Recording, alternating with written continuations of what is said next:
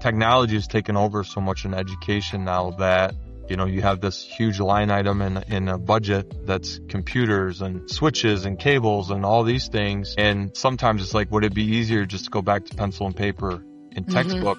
And would there be benefits? And I think there really has to be kind of a balancing act with that, because you got to help set kids up for their future, which is going to be using technology. Yeah, it's not going away, right? It's definitely not going away. Yeah. And then you have the, like, get off my lawn. Kids don't know cursive. It's just, we're in just such an interesting spot in society and education. Hello, everyone, and welcome to the Brighter Together podcast. My name is Janet Courtney, and my special guest today is Jeff Punches. Jeff is the superintendent at East Jackson Community Schools in Jackson, Michigan, which I lived in Jackson for 19 years. So I'm super excited about this conversation because, boy, this was in our backyard. This is where Lighthouse was born. So, Jeff, it is such a pleasure to have you on the show. Yeah, thanks for having me. So tell us a little bit about East Jackson Community Schools. Give us a little bit of demographic information. And then how did you become the superintendent there? Yeah, so East Jackson Community Schools is located on the east side of the city of Jackson. So we have a little bit of that, and then we go east into Jackson County. So it becomes pretty rural. So our district right now is about 740 kids.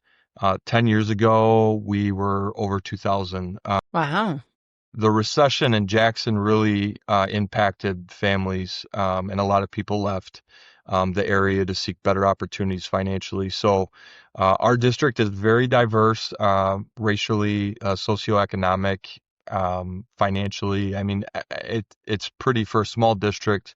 We've got a little bit of everything, ELL students, you name it. So I came to East Jackson. I actually was in education for 4 or 5 years. And then I got laid off kind of that same time the recession hit and everybody was downsizing and I couldn't get a job. And I went into data management, healthcare data management. Wow. And I learned the ropes on that. And then I got into training. My heart's always been in education, relationships, working with people, giving back. So I immediately gravitated to that. I did that for about 5 years. And I went to my wife and I said, I'm not happy.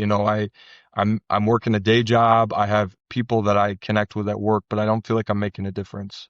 So I took a little bit of a pay cut to go here to work here at East Jackson to be the athletic director and assistant principal at the high school. And did that for about 6 years. My wife and I had twin daughters, and I realized that I could not put 90 hours a week in a gym or an athletic field anymore. And I moved into a middle school principal position. That's always been where my heart has been, that age group, even when I taught and coached. One day, they're farting and laughing in class. The next, you're having very mature conversations. And I always felt like that's kind of the last time with kids that you can change their path and their trajectory, because right when they get to high school, you get 15, 16, there's got to be some major situation that happens that really makes them make some different life choices. So I loved it, just the amount of mentoring I could do and conversations. And with our demographic of kids, some have 2-parent homes. Most of them are single family homes. A lot of kids live with their grandparents. So, there's just not a lot of conversation and mentoring happening in a lot of these kids' lives, and they just don't have a lot of good adults to look up to. So I mean, that was probably my favorite part of being a middle school principal, was just those aha conversations with kids. And it's probably because I was that kid when I was, young, and I joke with my daughters because they're in first grade, but Dad did not get very many recesses when he was that age. I did a lot of You were in copying. detention? Yeah, I mean, I would do something stupid out on the recess. Sometimes I was a big kid, so two-hand touch football to me turned into, the 80-pound kid went flying, or the merry-go-round, somebody got hurt, or tetherball, and I would get in trouble. And it wasn't because I did anything on purpose, but I was just, bull in a china shop. Yeah. So, Yeah. I was always very academically gifted, but I just emotionally, socially, I struggled. And that's where, I had a social worker, Mr. Kent, that, man, he made a difference in my life. A lot of good conversations. He made things athletic. So sharing, we did a lot of ball games where he'd ask a question, he'd throw me the ball. I thought it was cool. I'd answer, I'd throw it back, typical boy. If a ball's involved, it was amazing. I had some really great teachers. I had a third grade teacher, Mrs. Grantham, that was just, she really, changed my trajectory. And then sports, hockey and basketball were just difference makers in my life because there was consequences to breaking the rules. Basketball, you got too many fouls, you had to sit there and watch people. And then you had the peer pressure of you're letting your team down because your teammates and your coach would get angry because, when I was that age, I was so much bigger than other kids, and that was a huge advantage. And I loved hockey. And you did something stupid. You sat in the sin bin, the penalty box, for 2 minutes, and you got to watch everybody play, and then your team's down a man, and people got Ah, quite because of, upset if the yeah, other team scored a goal. So it really made me realize that there was some real consequences to behavior. And without some key people in my life, my dad, my grandpa, some other coaches, along the way, I wouldn't be where I'm at today. And, so that to me is just a lot of people put money in my piggy bank, to help me through life. So for me, it was huge to do something to give back. So coaching, teaching. Now I'm superintendent.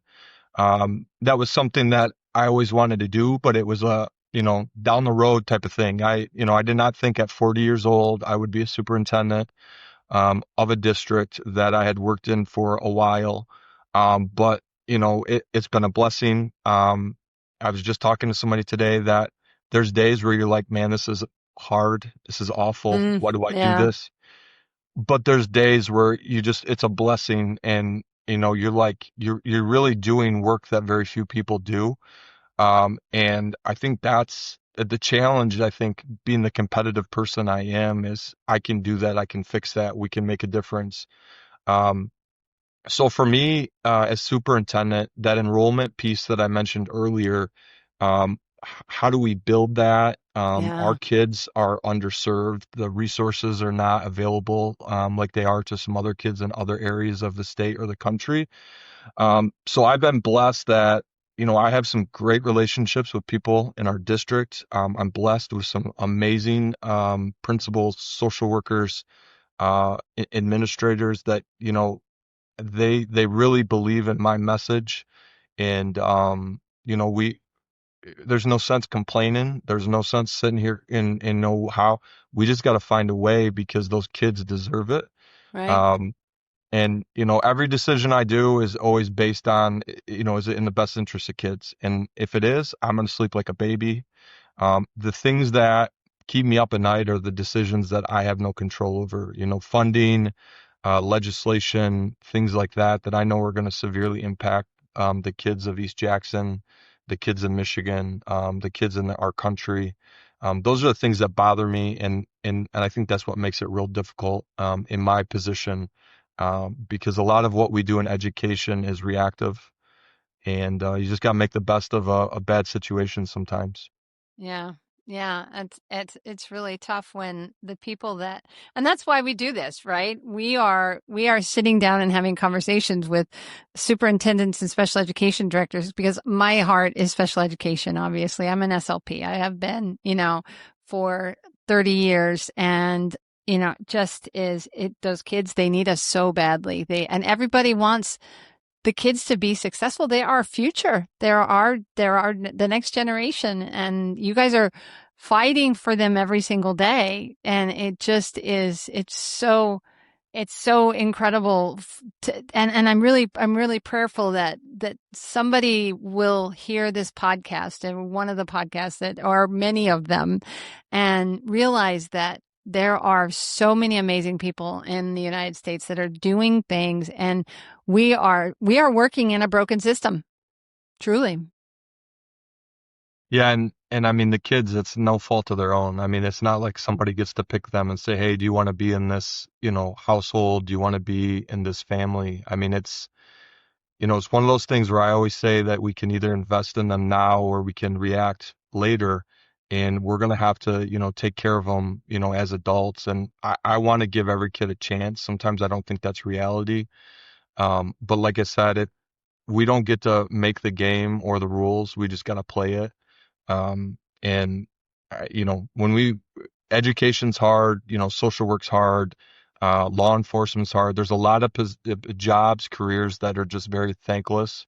But I think people do it because they want to make a difference. They want to help. Mm-hmm. They want the relationships. I could never work from home. I have some friends that work from home, and I need the interaction with people.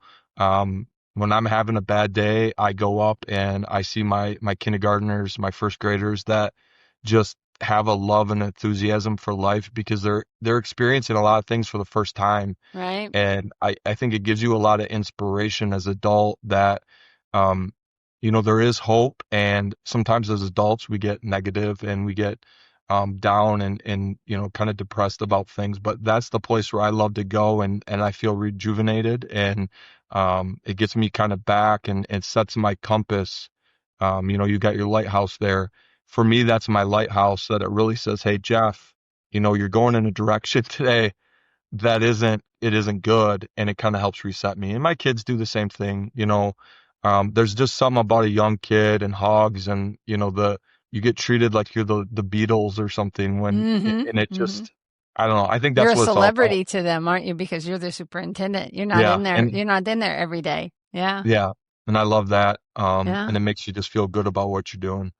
Yeah. Because every single decision that you make helps them to have a better educational system, and you're working always in their best interest. And that's amazing. That's really amazing. And that's tough, so when you talk about the recession, are you talking about like in 08, 09, or yeah, does Yeah, that that kind kind of of, that time period there, yeah, '08 to like 2012. I mean, it yeah. didn't help in Michigan that there was a lot of retirement changes.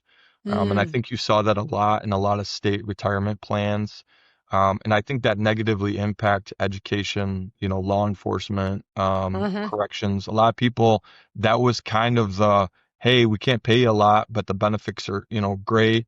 And when we changed that and we kind of turned it more to a 401k system, I think you lost a lot of talent. And I think if you look here in Michigan, which was one of the top producing states for educators, I mean, you go to some of these big universities like Central Michigan and they're graduating one math teacher a year. I mean, when I came out at Eastern, I mean, I was in huge lecture halls and it was so competitive. And Right. that's one of the reasons my wife and we went to South Carolina, and that was our first real taste of education down there because you couldn't get a job in Michigan. Now, we've got all kinds of grants in place to try to, hey, you've got a bachelor's degree. Let's go through this alternative Right. Yeah. pathway, Mm-hmm. because we need people who are passionate that want to do the work. And, it's just crazy how in, 10 years, 15 years, how dramatic things change. What if every student could work with a therapist who brings not just credentials, but years of experience and wisdom to the table? At Lighthouse Therapy, most of our therapists have over 16 years of real world experience. We don't just fill seats. Instead, we find therapists who've seen it all and know how to help. And every new therapist is paired with a mentor to help them guide them every step of the way. Whether through virtual, hybrid, or in-person delivery, your students are getting services that's thoughtful, experienced, and genuinely human. Visit lighthouse-therapy.com/brighter together to learn more. Yeah. Yeah. That was a tough time. We lived in Michigan at that time too. And my husband lost his job and he went back to school, and now he's my CTO. He went back and got his degree in computers, but there was no work. There was no, and we were trapped in our house too because our property values just plummeted, and we ended up staying and I know there were people that just walked away. They walked away from mortgages and houses because they were trapped in them and they didn't think there was any relief. And yeah, that was a tough time for sure. Yeah. Lots of changes. Good stuff too, though. I mean, it's a beautiful state. Michigan is a beautiful, beautiful state, especially in the summer. Not so much. I don't like the Oh, cold, but yeah, yeah. I tell you, get up to northern Michigan, and to me, you get up around Traverse City and, Mm-hmm. um, up there in that area on Lake Michigan, it's picturesque. Yeah. You got the lakes and you got all the inland lakes and the wineries. And I mean, there's just Mm-hmm. all kinds of stuff to Cherry do. Festival. Yeah. Yeah. That's Yeah. usually a good recharge place in the summer to go to, Yeah. as an We always went over to Silver Lake. We had a Jeep, so we would take it to the sand dunes in Silver Lake, and then we would go up to Mackinac sometimes, and then we went up to Tequamanon Falls one year, and that's cold, cold, cold water, but beautiful. Even in the summer, it's cold up there, but the water was cold, but still. But I'm a wimp. I don't like the cold at all, at all. I mean, it's like what is it? It's December 3rd right now, and we're having a cold snap here in Corpus Christi, Texas. And you can tell me what your temperature is. It's 62, and I'm in long sleeve and a turtleneck and a sweater and shoes and socks and all of that because it's too cold for me. And I'm sure there it's probably what in the teens.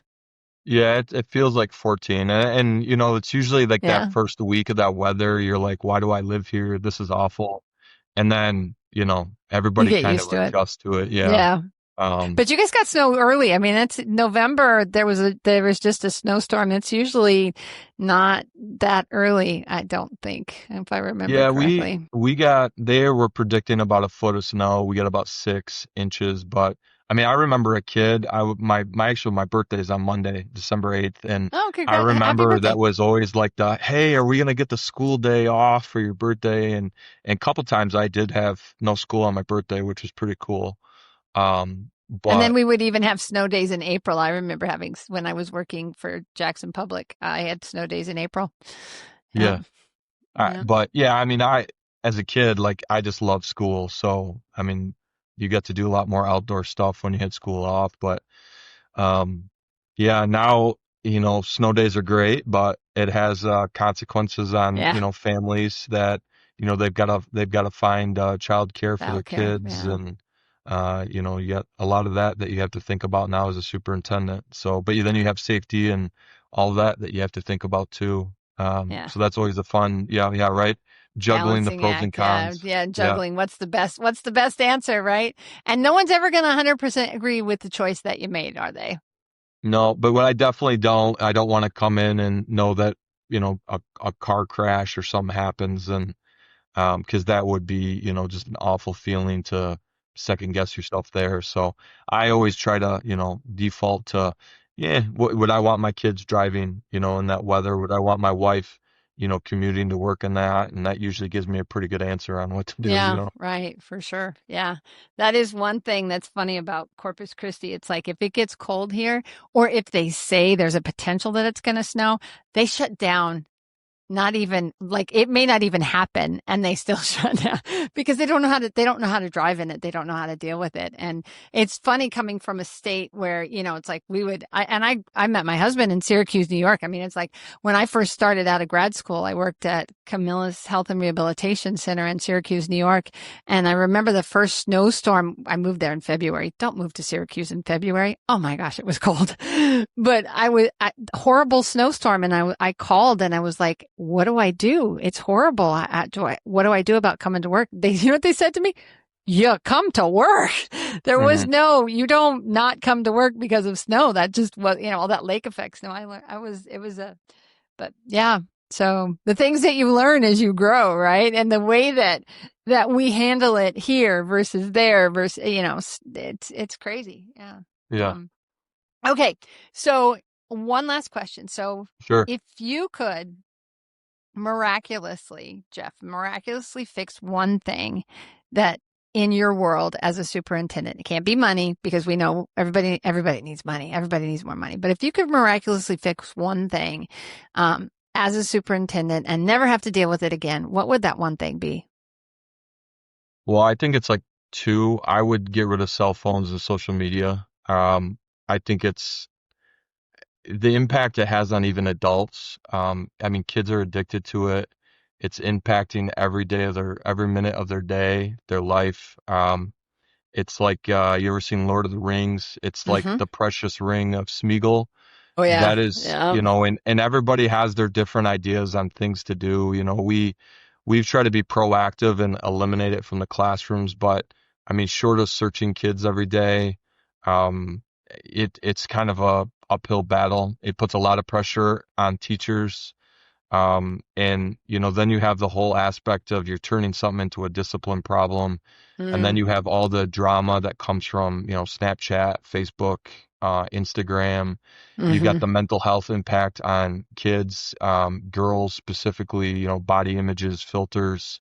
Yeah. And then you have what people think of is kind of an unattainable lifestyle, that they see, influencers on social media. So it's kind of crazy. I remember when I graduated high school in 2002, and I remember I got this sweet Nokia cell phone, and you could get like 100 minutes, and it was like, what do you do with this thing?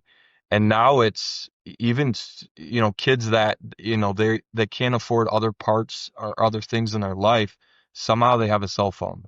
And as a dad, and I think towards the future, like, what am I going to do? Because my kids are going to have that social pressure of a cell phone.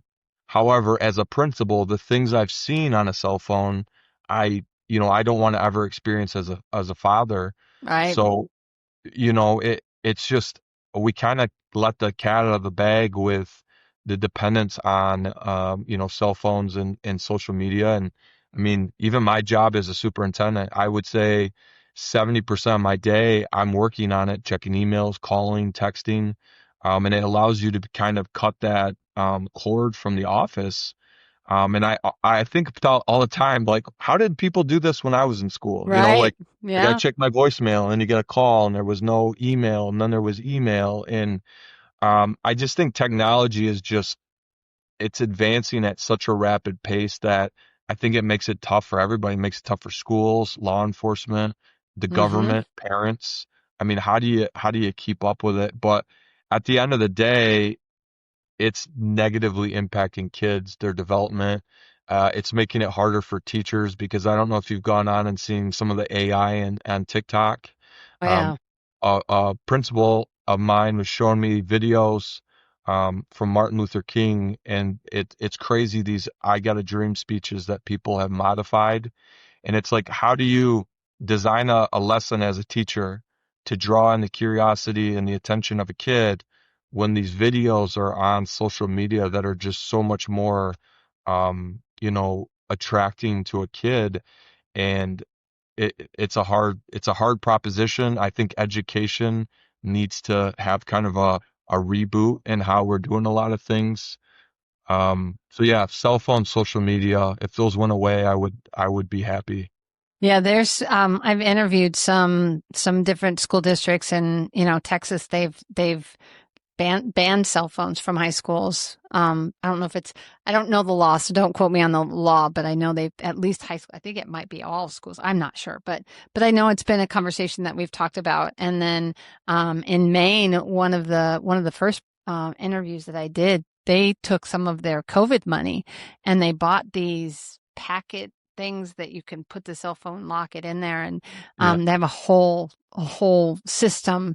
But they've seen some incredible success with it because they are doing something that the kids are seeing the difference of not what's like to not have the cell phone versus having the cell phone, and how quiet the lunchroom was when the cell phones were available versus once they took the cell phones out of all the kids' hands, the volume went way up because the kids are now talking to each other and not sitting there just texting and whatever, how you do. And you even see it in restaurants, whole families will come. The cell phones are not allowed at the table at my house. You do not have your cell phone at the table at my house because it's like, I want you to talk to me. My kids are all grown, so I can make my own rules. I was like, don't come to my house to visit to be on your cell phone, just texting and playing a game or whatever. If you come in to visit me, visit with me, right? Right. But it's absolutely incredible when you can get it out of their hands and help them to realize that they don't have to be dependent on the next Snapchat or, the next whatever, TikTok or whatever. And that there's human beings around me that I can talk to and interact with and joke with and have fun with. And so I agree with you. It's definitely something that a lot of schools are struggling with. A lot of people are struggling with trying to make sure that, because we don't want them dependent on that. And I think too, if you ask my opinion, some of the social emotional, like you were talking about with the TikTok and with the girls wanting to get the next like or whatever, that's feeding into that. They're just feeding into their insecurities, and that is not healthy at all. So I agree with you. Yeah, and then you have people that they can't have conversations. And technology has taken over so much in education now that you have this huge line item in a budget that's computers and switches and cables and all these things. And it's sometimes it's like, would it be easier just to go back to pencil and paper and Hmm. textbooks? And would there Right. be benefits? And I think there really has to be kind of a balancing act with that, because you got to help set kids up for their future, which is going to be using technology. Yeah. It's not going Um, away, right? It's definitely but not going away. yeah, Yeah. and then you have like get off my lawn. Kids don't know cursive. It's just we're in just such an interesting spot in society and education. Like, and I have parents like, how am I supposed to get a hold of my kid? Well, I mean, I don't know how it was when you were in school, but your parents called the school. Yeah. And I remember going on before it was the Geico commercial or whatever, and calling my dad and being like, hey dad, I'm staying for the basketball game. Okay. And that's how I communicated to him. Hmm. Yeah. So it can be done. But man, it would make everybody's job a lot easier if we didn't have those, in the hands of kids. Yeah. Well, I'm a Gen Xer. So, we grew up with get out of the house until 6 o'clock. And then you better be back at the house at 6 o'clock when dad comes home for dinner. And there was no cell phone. There was no, you had to turn the water on if you wanted to drink and let it run for a little bit, or it was going to be hot water to get that drink of water. Yeah. And just stuff like that. And we survived, people. You can absolutely survive without a cell phone. You truly can. I know nobody believes that anymore, but you can live without a cell phone. You can live. We used to, and no CDs or, we used mix tapes. We used to do mix tapes to get the music off of the radio. Oh Hmm. my goodness. And no instant anything. There was no instant, no Instagram, no Facebook, no, yeah, yeah, different worlds, definitely a different world. I don't And know which, I don't, honestly, yeah. I'm so glad that I was able to grow up, in the 80s and 90s and not, I mean, our biggest problem was like diabetes from all the sugar and all the dyes and everything that got shoved down, Red dye and number 7 or whatever it was. yeah, no helmets, no, like how did you not, like Yeah. have a massive injury, because of all the safety things that we just No had seat no belts. idea. We Yeah, had and seat it's, belts. No you car know, here, seats. and Nope. here we are. But, Yep. I think sometimes like these kids, they don't have a chance because they have all of these factors at play, that I mean, how do you get a kid to really care about their future or doing good in this class, and then how it builds, especially when they see like how it's worked out for adults in their family, their neighborhood. And that's where I think, the school really, really comes into play, because that's what we have to do. We have to mentor, we have to inspire, we have to help them. Um, and, we're going to continue to do that until, you know, um, Right. somebody tells Yeah. us to do something differently, right? Yeah. So I don't know, like, what the answer is. I don't know if there is a good answer. It's like, it's because it's not going away. We know it's not going away. And yet we're dependent on it. And I'm as dependent as anybody else is because I do own my own business. And, I did learn how to mute it at night, have so that I'm sleeping and not being woken up by my cell phone at somebody texting me at 3 o'clock in the morning.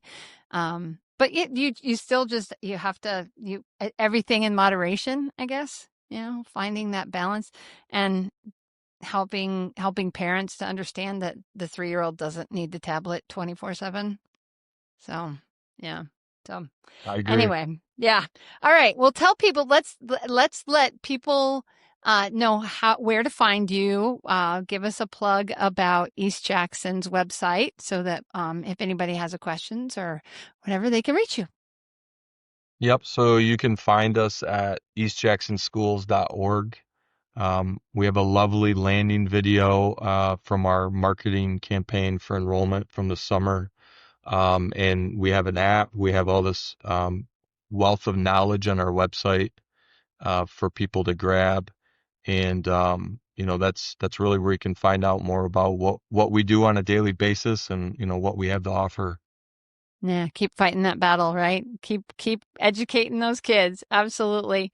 Absolutely. Well, thank you, Jeff. Thank you for your passion. Thank you for serving those kids, and coming on and talking with me about it. We don't have all the answers, but we can at least make people more aware of the situations, right? I couldn't agree more. Thanks. Thank you.